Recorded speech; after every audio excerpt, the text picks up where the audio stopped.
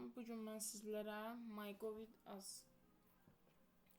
platforması ilə necə məhkumluq haqqında arayış almaq olar, onu öyrədəcəm. İlk öncə mygovid.gov.az saytına daxil oluruq.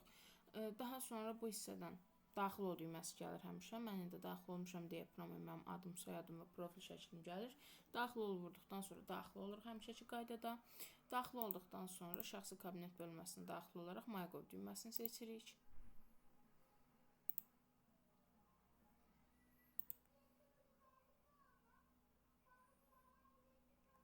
Daxil olduqdan sonra bu hissədə, baxın bu xidmətlər bölməsinə daxil oluruq. Bu hissədən isə sahələr düyməsinə keçid edərək arayışlar düyməsini vururuq. Daha sonra bu hissədən bizə arayışlar gəlir. İndi bugün mən sizə məhkumluq haqqında arayış almaq üçün öyrədəcəm. Arayışlar bölməsinə, xidmətlər bölməsindən arayışlar bölməsinə keçdikdən sonra məhkumluq haqqında arayış düyməsini seçirik. Daha sonra bu hissədə bizə xidmətin təsviri gəlir, xidmətin ödənişsiz olduğu haqqında məlumat gəlir və xidmətin addımları ilə tanış oluruq və müraciət et düyməsini seçirik. Daha sonra bu hissədə mənim məlumatlarım gəlir ki, adım, soyadım, atamın adı, doğum tarixim, doğulduğum yer, şəxsiyyət vəsiqəmin fərdi identifikasiya nömrəsi və qeydiyyat ünvanım. Əgər məlumatlarınızda səhvlik varsa müraciət et düyməsini seçirək.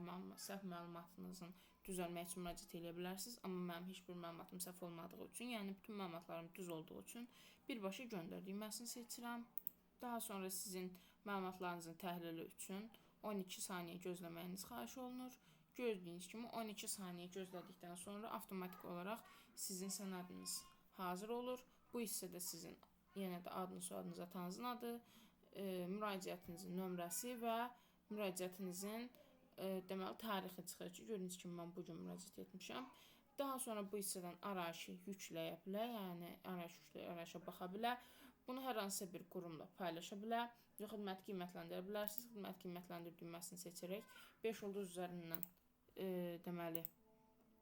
qiymətləndirə bilərsiniz. Mən 5 ulduz verəcəm. Həm asan, həm rahat, həm də tez. Qiymətləndirdim. İstəsəm hər hansı bir qurumla paylaşa bilərəm, amma mən bunu heç bir qurumla paylaşmaq üçün yox, sizə öyrətmək üçün yüklədim. Və arayış yüklə düyməsini seçərək arayış yükləyə bilərsiniz. Mən arayış yüklə düyməsini seçdim və bu cür formada dokument.pdf faylı mənim kompüterimə yükləndi. Hal-hazırda gördüyünüz kimi faylımı açdım. Bu hissədə mənə bu arayış neçənci il, tarix o çıxır və mənim doğum tarixim, yəni də doğulduğum yer, adım, soyadım, atamın adı və məhkumluğumun olmadığı haqqında bu arayışdır. Arayışı əgər kiməsə hər hansı bir quruma təqdim edəcəksinizsə, dediyim kimi qurum ilə paylaş düyməsini seçərək qurumun VN kodunu və yaxud adını yazaraq axtarışı verərək tapdıqdan sonra həmən quruma birbaşa göndərə bilərsiniz və yaxud yükləyərək çap etdirə və o cür formada da PDF formatında da çıxarılmış formasında əyani olaraq aparıb verə bilərsiniz. Bugün mən sizlərə məhkumluq haqqında arayış almaq qaydasını öyrətdim.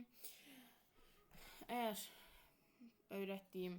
məhkumluq haqqında arayış almağı öyrətdiyim məlumatlardan razı qaldınızsa, kanalıma abunə olub, videoya like atmağı yadınızdan çıxartmayın.